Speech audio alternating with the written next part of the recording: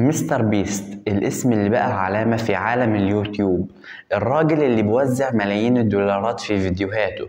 بس السؤال هنا، ازاي قدر يوصل للثروة دي؟ ازاي ده يوتيوبر بدأ من الصفر وبقى واحد من أغنى صناع المحتوى؟ النهاردة هنتكلم عن الرحلة دي بالتفصيل والسر الحقيقي وراء نجاحه. خلينا نبدأ. بس قبل ما نبدأ الفيديو ده أنا عامله لك كمثال. ده كان مستر بيست شخص عادي، ودلوقتي بقى اسمه علامة تجارية في الدنيا كلها عارفاه. وكان شخص عادي وبقى دلوقتي مليونير. انت كشخص كمان زيه، يعني الفيديو ده كتطوير من نفسك. ده كان شخص عادي وبقى مليونير، انت هتبقى شخص عادي زيه زيك او زيك زيه. الاتنين واحد. ايه اللي هيمنعك انك تكون مليونير؟ تابع الحلقة للنهاية. ونبدأ بأول حاجة معانا واللي هي البداية المتواضعة. البداية المتواضعة لمستر بيست. احنا دلوقتي بدأنا ندخل في جو عالم مستر بيست، خليكم معانا. أول حاجة معانا وهي البداية المتواضعة. في عام 2012 جيمي المعروف بمستر بيست بدأ قناته وهو عنده 13 سنة. محتوى وقته كان عادي جدا، جيمي بلاي، ردود فعل ومقاطع عشوائية. لكن التحول الكبير حصل لما قدر يدرس يوتيوب بجد. فهم اليوتيوب ازاي وفهم السوق عامل ازاي ودرسه كويس، وبدأ ينتشر فيه ويتوسع علشان يقدر يحصل على المبلغ اللي هو عايزه او يقدر يحصل على الهدف اللي هو عايزه. هو توسع بشكل كبير جدا وقدر يفهم السوق علشان يقدر يحصل على الهدف اللي هو عايزه. بعد شهور طويلة يحلل خوارزميات يوتيوب وإيه اللي يخلي الفيديوهات بتاعته تنتشر بسرعة في العالم كله بين الناس. قعد فترة كبيرة خالص يحلل في خوارزميات يوتيوب ويفهم إيه هي الحاجات اللي ممكن هو يعملها علشان يقدر يخلي الفيديوهات بتاعته تنتشر بشكل واسع وكبير بين الأشخاص والناس والعالم كله. وكمان إيه اللي يخلي الناس تسمع الفيديوهات بتاعته للآخر. زي ما انا بقول لكم كده، اسمعوا الفيديوهات بتاعت الاخير، تمام ماشي، مش تقدموها، خليكم معانا.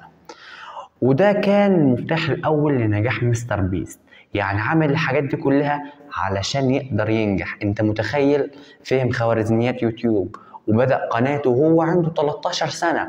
انت دلوقتي بتسمعني وانت عمرك 20 و30 و40 و60 سنة علشان تقدر تطلع وتمسك تليفونك وتصور نفسك وتبدأ محتوى على اليوتيوب. هو كان شخص يعني لسه ببداية شبابه وبدأ قناته وهو عنده 13 سنة. يعني مش هنقول لسه بداية شبابه كمان، لا، دي كان لسه أصغر من شبابه كمان وبدأ وهو عنده 13 سنة. ما بالك أنت كشخص قاعد دلوقتي ما بتعملش أي حاجة ومش راضي تبدأ قناتك على اليوتيوب؟ فابدأ وابدأ قناة على اليوتيوب وافهم الخوارزميات زي ما دك عمل، اعمل انت كمان. فهم خوارزميات يوتيوب وعرف ايه هي المفاتيح النجاح اللي بتخلي فيديوهاته تنتشر بشكل كبير للعالم كله والاشخاص يتابعوها للنهاية. انت متخيل؟ هي دي كانت اول حاجة معانا. تاني حاجة معانا واللي هي الفكرة العبقرية بين نقطتين الفيديوهات والتحديات. في 2017 مستر بيست عمل فيديو عدى فيه لرقم 100,000 وكانت مدة الفيديو 24 ساعة. الفيديو حقق ملايين المشاهدات، ومن هنا اكتشف التحديات الغريبة والمحتوى اللي يخلي الناس فعلا تكمله. يعني هو عمل محتوى ده على أساس إنه يعني حاجة عادية ويعدي فيه للرقم 100,000. أنت متخيل شخص قعد 24 ساعة يعد للرقم 100,000، وبعد ما خلص 100,000 دول أخد فيهم 24 ساعة وهو يعد. كانت أرقام عادية والفيديو كانت مدته 24 ساعة. رغم مدة الفيديو إنها كانت طويلة، الفيديو ده حصل على مشاهدات خيالية. أنت متخيل؟ وطبعا من هنا اكتشف إنه التحديات الغريبة بتخلي المشاهد ذات نفسه إنه يقعد معاه. أنا شخص بعد لك لل100 مليون، أنت أكيد هتكمل معايا وتشوف إيه اللي هيجي بعد ال3 مليون.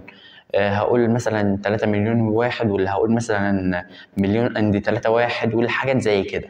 فده طبعا يعني تحدي غريب فالناس ده طبعا بتحب الحاجات اللي زي كده، حاجة مجنونة، قال ده هيعدي ل100,000، ما تخلينا نكمل معاه. طبعا فيهم اللي شاهد النص، وفيهم اللي شاهد الربع، وفيهم اللي شاهدوا كامل. وكان طبعا بداية نجاح مستر بيست عبر ال100 مليون اللي عندهم دول، وال100,000 وال200,000 وال300,000.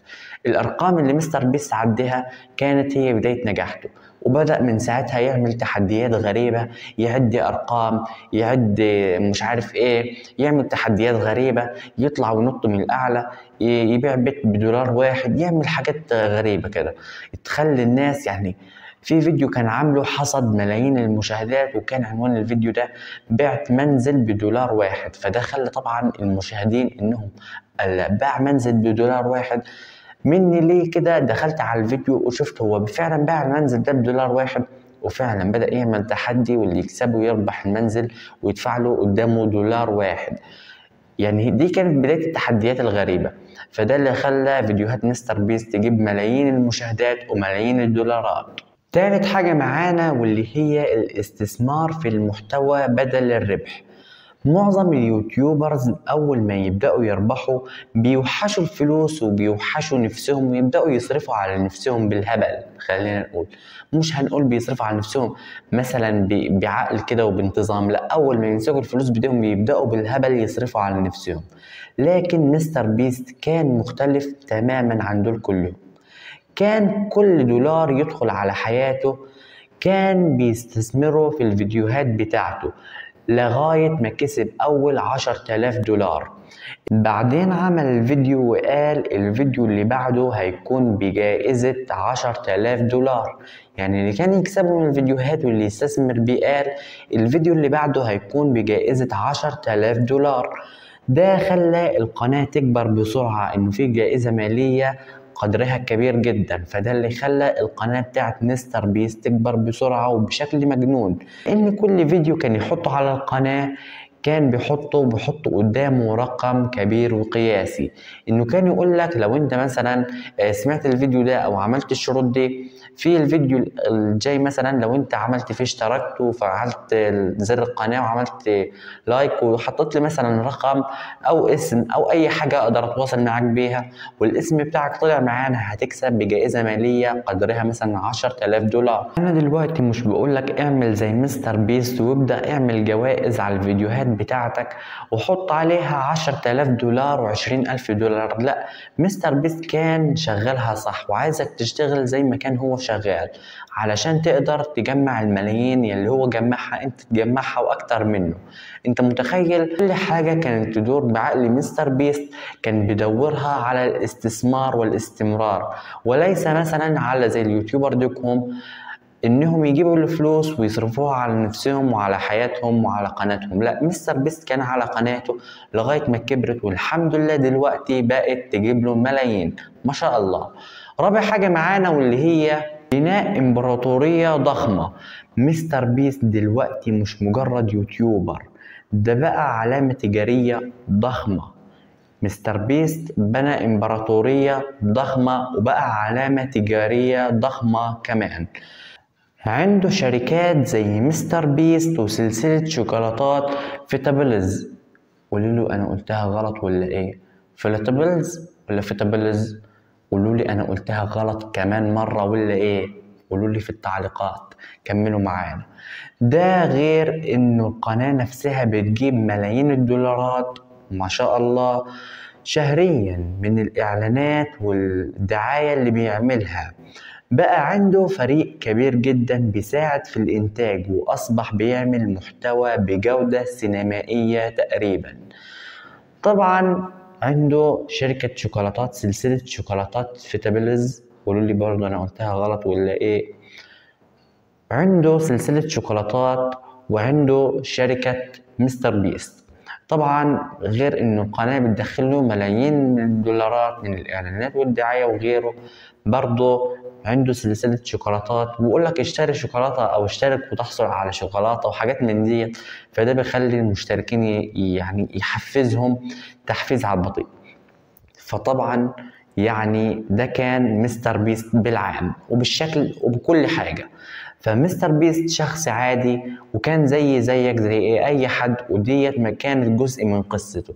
اما قصته الحقيقية مثلا ازاي بدأ وقبل ما يبدأ كان بايه بيحس، ومثلا كان بقول لك بدأ من الصفر وما كانش معاه اي حاجة زي قناة رمز الفكرة لما بدأت من الصفر وبدأنا نكبر. فاحنا عايزين نوصل ل 100 مليون مشترك وعايزين نكون اكبر من اللي اسمه مستر بيست.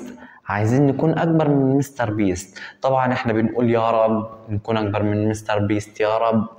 طبعا يعني دي حاجة اساسية ان نقول يا رب نكون اكبر من مستر بيست واحسن من مستر بيست، وانتوا كمان تكونوا اكبر مني ومن مستر بيست واحسن من، وكل حاجة انتوا عايزينها تتحقق يا رب.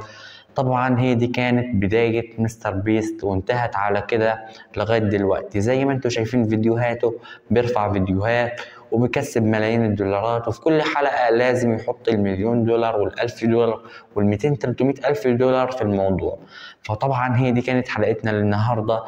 ما تنسوش الاشتراك في القناة علشان تحصلوا على شوكولاتة رمز الفكرة، هيقدمها لكم إن شاء الله بعد ال100 مليون مشترك. ما تنسوش الاشتراك في القناة وتفعيل زر الجرس علشان يوصلكم كل جديد. هي دي كانت حلقتنا للنهاردة، وطبعا حلقتنا بتاعت النهاردة دي كانت مختلفة عن أي حلقة، لأن الحلقة بتاعت النهاردة أنا دخلت لك فيها قصة نجاح مستر بيست وأنت كشخص عادي. قصة الحلقة بتاعت النهاردة كانت بتتكلم عن تطوير الذات. أنت كشخص عايزك تطور من ذاتك علشان تكون زي مستر بيست. إيه رأيكم أنا دمجت تطوير الذات في قصة نجاح علشان يخلق منها شخص دلوقتي قاعد يتفرج عليا وبقول له انجح وكون زي مستر بيست. هي دي كانت حلقتنا النهاردة، أتمنى تكون فادتكم جدا وعجبتكم. وطبعا مش عايز أعيد اللي قلته قبل شوية عشان ما تزهقوش مني. اشتركوا في القناة. طب أنا برضه قلت أنا بعمل إيه بس. كملوا معايا ما تنسوش، وربنا يوفق جميع صناع المحتوى. واي حاجه او اي استفسار قولوا لي في التعليقات، وما تبخلوش علينا باي حاجه من اللي انتوا عارفينها برضه هرد عليها لكم. وانا قلت كم مره ما تبخلوش علينا وحطوا لايك وشير. ما تنزل يلا تحط هو شكرا لكم. باي باي.